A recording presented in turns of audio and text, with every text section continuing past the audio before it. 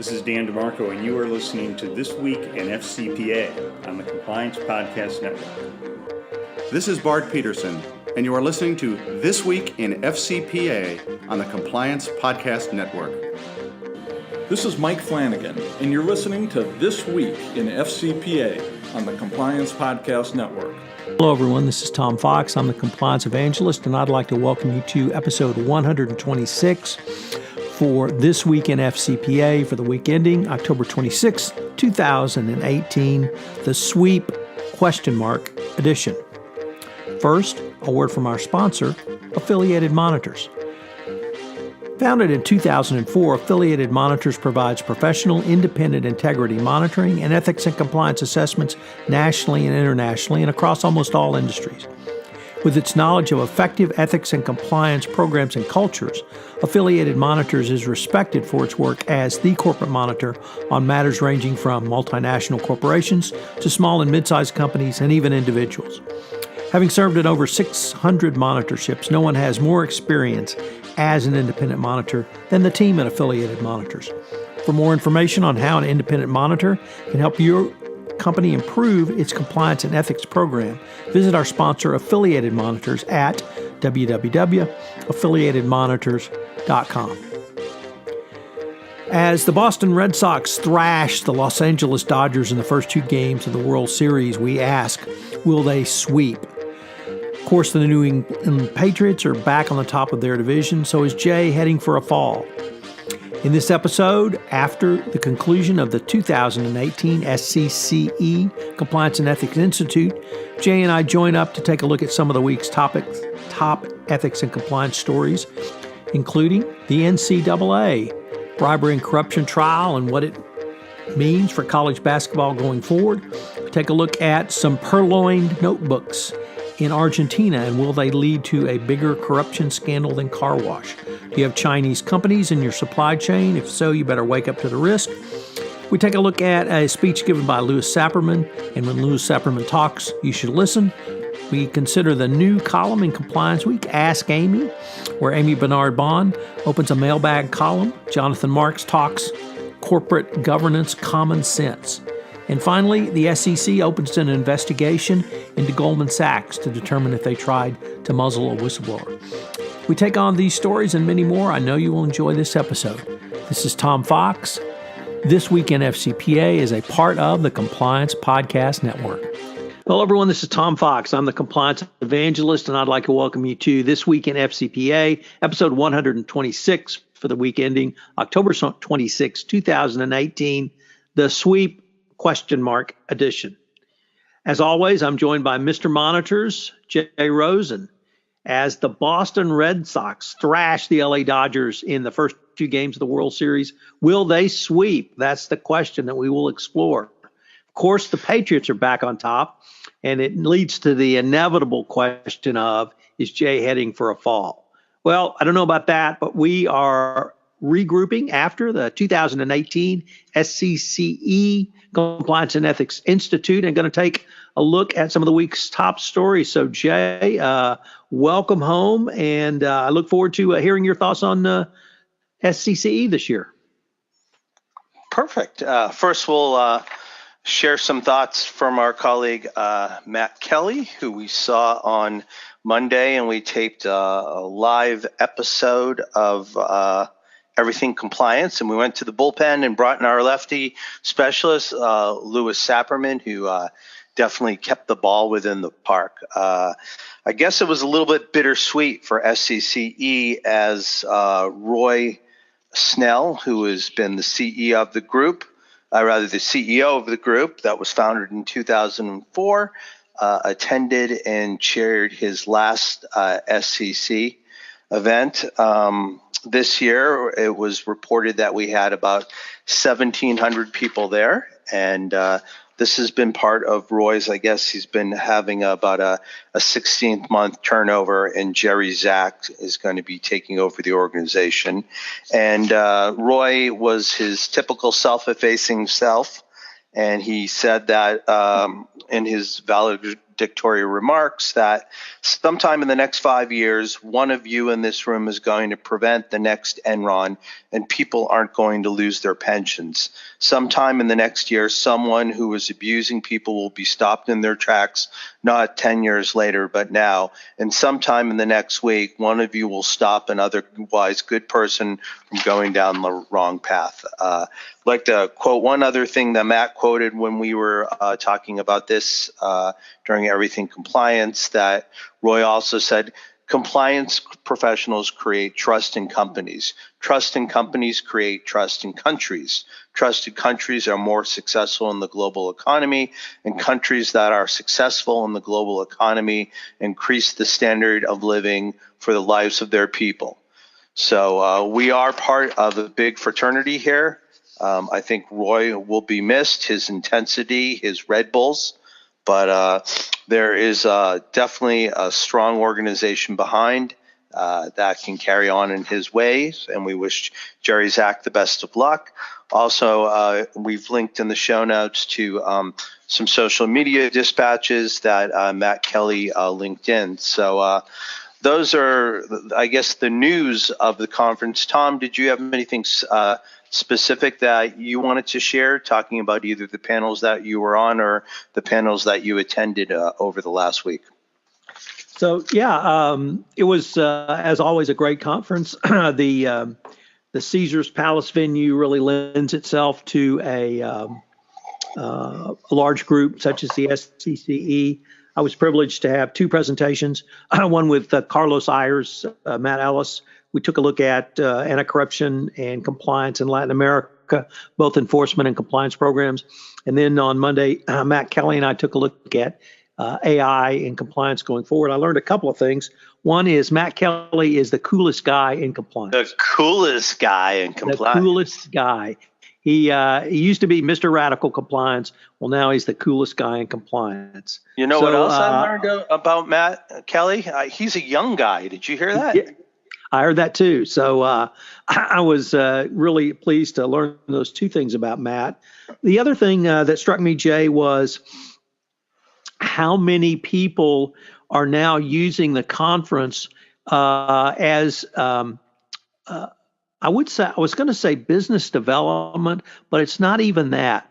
People are connecting in ways that I don't think they've previously done, simply because there's so many compliance practitioners in one venue. Whereas I think in the past, people would certainly connect, have a cup of coffee, introduce themselves, introduce their products or services to a potential customer. Here, people went with specific agendas or specific needs, and having those needs specifically addressed by vendors, and or having meetings where they were getting together for business purposes. And really, that was the first time I heard people talk about specific tangible business being conducted at the SCCE, and that really tells me that it's moved up into a different level of meeting beyond simply, where we all got together and kind of celebrated the compliance profession.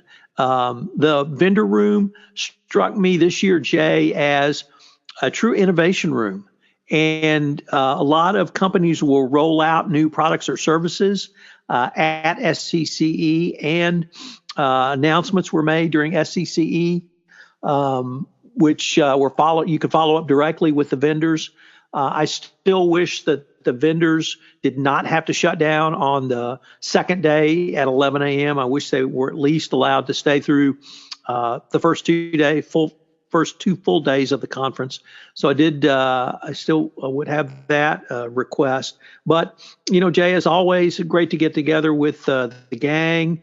I recorded multiple podcasts, so that's sort of my business. So I was able to conduct business. I know you had some profitable and interesting meetings as well. We got to meet some new people from my podcast business.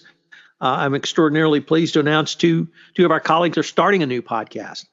And they came to me and they said they wanted to be a part of the Compliance Podcast Network. So that was kind of completely from left field. Was not expecting that. So we're going to be premiering a new podcast that I'll announce more on later. But as always, great venue.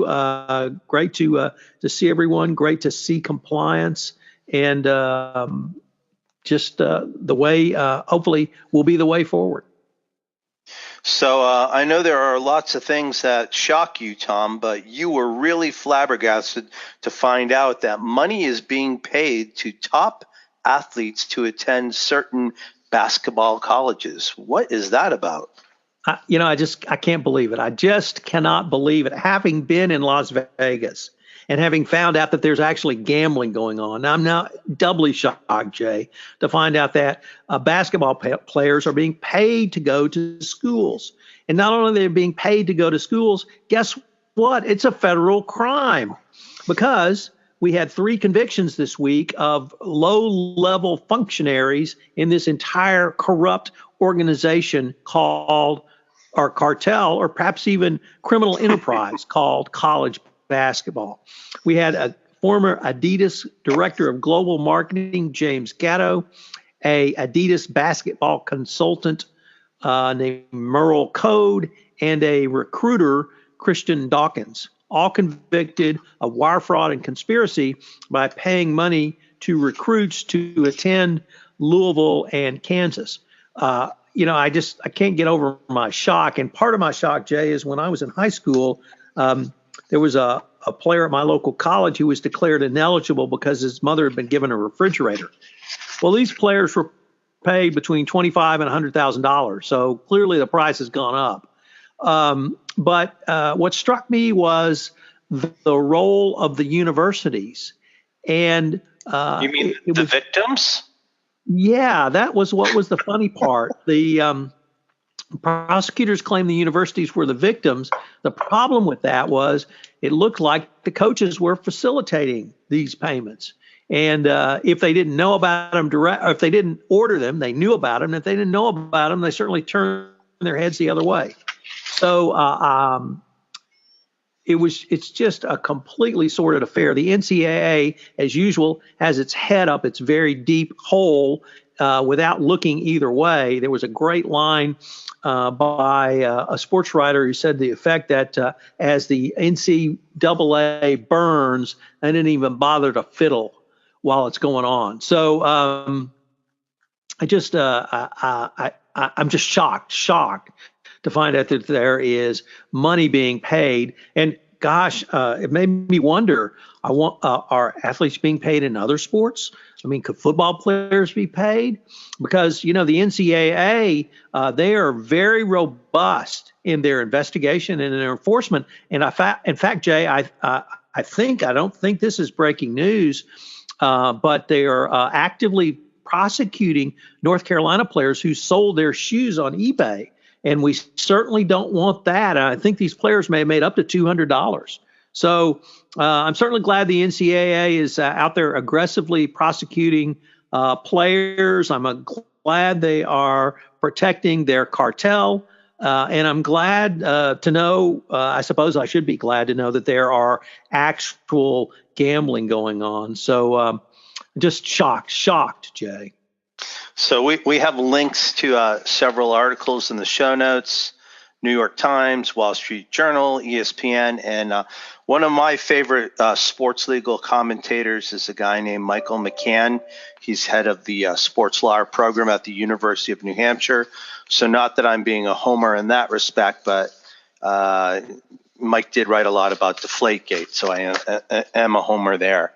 Next up, we have an article that comes to us from GIR, Global Investigations Review, and it looks like we might have the next Operation Car Wash on hand. Latin American lawyers got together at an event with GIR, and they've predicted that our current case in Argentina has the potential to grow to resemble Brazil's most famous investigation, Operation Car Wash. Speaking at the Latin lawyer panel, Enrique Brochu of Brochu, Fernandez, Madeira, and Lombardi in Buenos Aires said, "We're seeing some real action. One perception is that the next car wash will be in Argentina." And in recent months, Argentinian police arrested dozens of individuals, including a prominent businessman, following allegations that they pay bribes to public officials. But this stuff, like in all good crime movies where the accountant brings everyone down, this one individual kept detailed notebooks of where all the payments are going. And basically, Argentina recently passed a corporate liability bill in November of 2017, and it's very much similar to Brazil's Clean Company Act. And basically, what can happen is if you are convicted, a judge can fine companies up to 5 times the benefit obtained from the misconduct. So that would be the disgorgement piece. And they also can be blacklisted from public tender contracts for up to 10 years.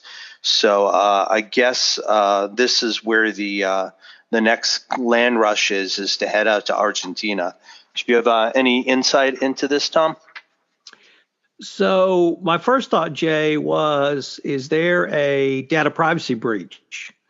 Because as Jonathan Armstrong continually reminds us, the loss of a cell phone, the loss of a notebook, the loss of a backpack, the loss of a folder, that's a data breach. So, my first thought went to, gosh, is there a data breach here? So maybe that needs to be reported to authorities. Oops, it did get reported to authorities. Oh, well, I guess we don't have a data breach. As a recovering screenwriter, I'm sure you appreciate, Jay, that in the anti-corruption world, if you wrote this as a screenplay, it would probably be rejected because no one would believe someone could be so stupid. Yet here we are. So the other thing is, this was not the guy who was actually paying the bribes, keeping the records. It's the driver. So always go to the service providers because they are the ones who facilitate the transactions in question. And it's going to be interesting.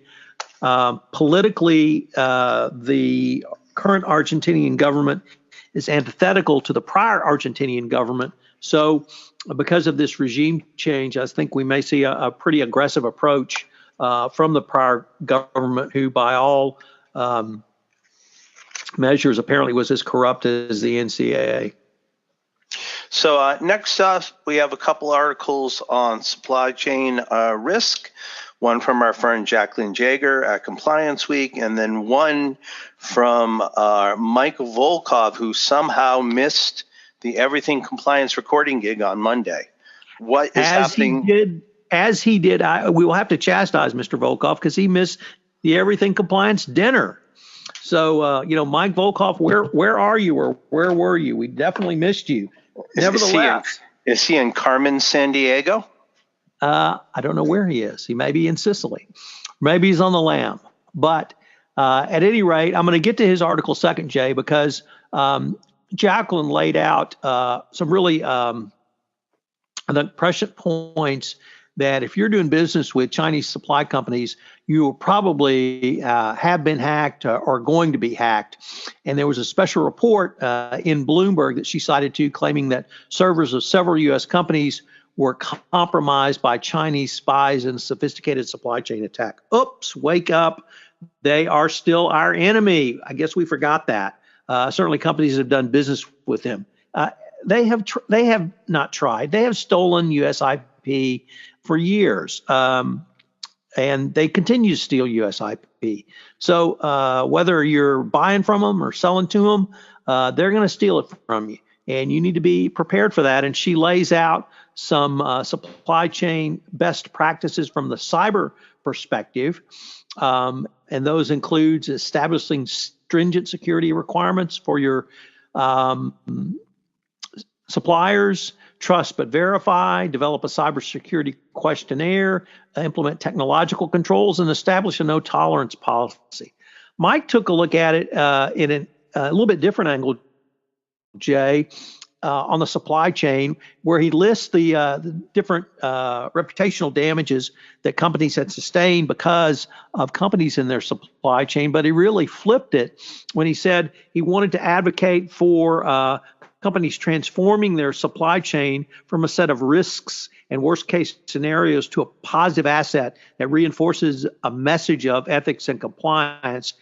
And to do so, you need to dedicate time and resources to converting your supply chain into a positive example so that you can move to a message from a message of do no harm to a message of doing good. And I really thought that was a great thought. And both articles really lead to companies need to pay more attention to their supply chain. The compliance function of an organization needs to be involved with your high-risk suppliers, whether that be high-risk suppliers in a specific industry or service line, high-risk suppliers in a geographic area.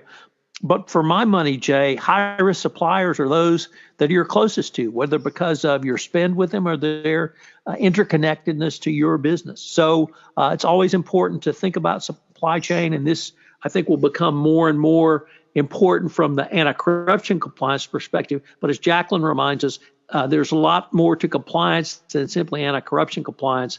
There's cyber compliance as well as a wide variety of human slavery, export control, and you name the other types of compliance. So if you're in compliance, you need to start looking at your supply chain. Perfect. So next up, we have an article from Just Anti-Corruption. This is one of the reporters, Adam Dobrik, who we had the opportunity to meet with at the conference. And he interviews ex-Dun & Bradstreet compliance chief, the left-hander who brought him from the bullpen, Louis Sapirman, and talking about U.S. enforcers focused on third parties. Like yourself, Tom, and myself, Louis presented at the conference recently, and he spoke about his experiences when he was at Dun & Bradstreet and helped them out of a jam. And basically, he said, I promise you, the Department of Justice will not care one iota about the fact that a company has represented to you that they do bribery training every year and that they care deeply about the code of conduct. If you haven't done your own due diligence to understand what the culture is and how they actually deal with the FCPA, the Department of Justice will give you zero credit. So this echoes some thoughts that we've been talking about for the past not only few weeks, but one of your favorite things is document. So if you are not training and you're not getting documentation from your third parties, everything is good wishes, but nothing counts. And then Louis also went on to speak about the necessity of doing due diligence, especially cultural ethics and compliance due diligence when you're in the middle of an M&A transaction. So it's a very brief interview with Louis, but it makes some very good points and things that we often talk about together on this podcast. Yeah, Jay, I would just say if you ever have the opportunity to hear Louis Sapirman talk, you need to listen. He got Dun & Bradstreet through a massive FCPA enforcement action with a declination. He basically designed, created, and implemented a best practices compliance program with government oversight in the middle of an enforcement action. And it doesn't get much better than that. So great words. And I guess it's not really a new nugget because it's something I think you and your affiliated monitor colleagues have been saying for quite some time, Jay, which is it's all about culture. And if you don't have your arms around culture, whether that be through a culture survey, through getting out of the ivory tower and going out and assessing culture, or sitting down with a potential target, you're setting yourself up for a big fall. So we may have to amend document to it's about culture, baby. So next up, we have another friend of the podcast, Amii Barnard-Bond, and she now has a new mailbag for Compliance Week. Anything you want to highlight in the mailbag for this week? So really no highlights on the mailbag, but it's a great column. If you have questions, you can email Amii. Her answers are prescient and witty. So ask Amii and check it out on Compliance Week. If you're listening to this podcast today on October 26th, Compliance Week is ending a free open house week where you can get behind the firewall at no cost. So if you listen to this today, I would suggest you check out Amii, ask Amii, take a look at Compliance Week and take a look at her column. Great. And another friend of the podcast who we usually check in with weekly, who has a lot of great stuff to say about boards and how they should interact with the companies they govern, Jonathan Marx. So I I suppose that this is, me saying something along the lines of the following. May sound a bit disingenuous, but frankly, I don't know how Jonathan Marx cranks out the quality product he does and puts it on his blog. And it's just A+ every time. And this one is entitled Corporate Governance Common Sense Principles 2.1, where he lays out some basic duties of boards of directors. And the thing that strikes me about all of Jonathan's stuff is, once again, where I try to be the practical guy. Well, Jonathan is the uber practical guy, and he lays it out for you, not in real commentary form, but really in bullet points that you can quickly and easily digest and implement in your program. So he talks about the board. He talks about the board's responsibility. He talks about shareholder right, public reporting, leadership, management succession, compensation, all of the things that a board must get their arms around going forward. He's always got a diagram or two, and usually has some links to actually more detailed articles. So I'm not quite sure how he cranks out such great quality, but he does, and the compliance space is certainly better for it, Jay. Yes, indeed. So our last article that we're going to talk about before we go into upcoming events is something that we picked up a couple weeks ago. And there is a gentleman named James Katzman, who was a former partner at Goldman Sachs. He picked up the whistleblower hotline in 2004 to complain about a number of practices inside this investment bank. And they were supposedly fully investigated. One concerned with hiring a relative. Another one was concerned with another colleague of his at Goldman asking for confidential information on a client that Mr. Katzman represented. Now Mr. Katzman is no longer there, but what's of issue is that for him to continue to be holding his restricted stock, he basically has a gag order on him. So what their authorities are trying to figure out is there a way that any action may be able to be taken on Mr. Katzman's complaints without him breaching the confidentiality agreement he has with Goldman? What do you think about that? So Jay, this is. I don't want to say I'm stunned because I've already been shocked in this podcast. But, I mean, this was the subject of an SCCE enforcement action over 3 years ago involving KBR, and then it was called pretaliation. You cannot restrict via confidentiality agreement, contract, or other anyone from going to the government with legal or securities laws violations. And that's is about as plain as I can say it. That is illegal.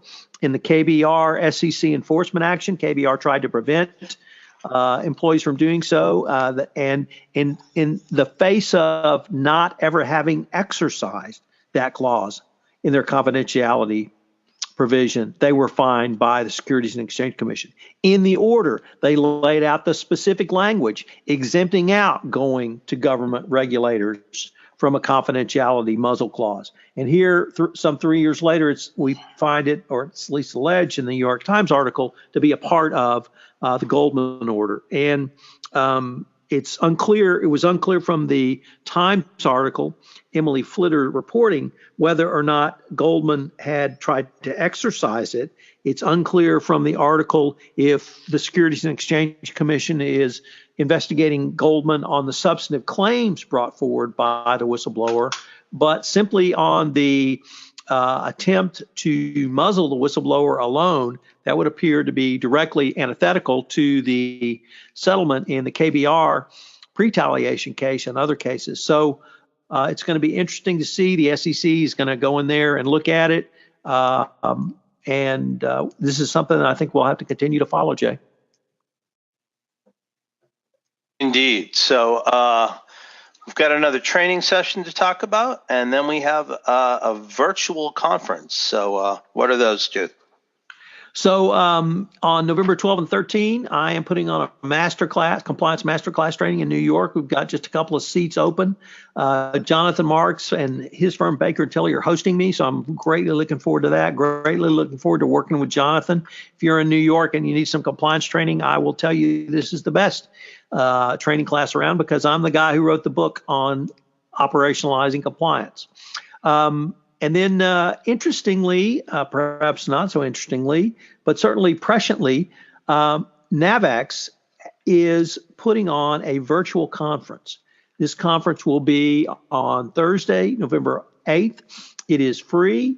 It is a conference that will allow the compliance practitioner a wide variety of topics. There are 4 focus areas. The structure of the conference is each focus area has a keynote and then 3 individual breakout sessions that are unrelated to the keynote directly, but within the general parameters of them, and then a Q&A. So it is about philosophy meeting performance in the compliance realm. I guess I should mention once again that it's free, if I didn't mention that already, and that Matt Kelly is part of this effort. He and I did a podcast on it, Jay, on Compliance Into the Weeds that went up this week.